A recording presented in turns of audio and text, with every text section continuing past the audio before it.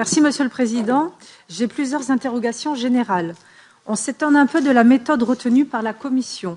S'appuyer sur un groupe d'experts aux contours flous, puis sur des actes délégués d'exécution à échéance lointaine.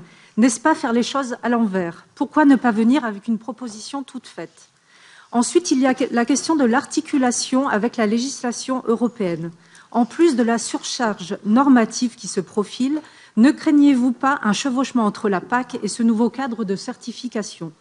Enfin, la mise en place d'un nouveau marché du carbone crée un risque d'accaparement des terres en raison d'un prix du carbone attractif et donc d'un changement de pratiques agricoles. Les éleveurs ne risquent-ils pas d'être lésés? On a un peu le sentiment que l'UE ne sait rien faire hors du marché. On se demande d'ailleurs à quoi sert la politique. Viennent ensuite les aspects purement techniques qui vont à coup sûr augmenter la charge administrative et financière des agriculteurs.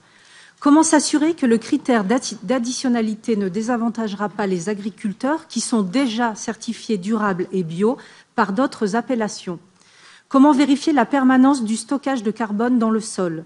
Et comment le comptabiliser?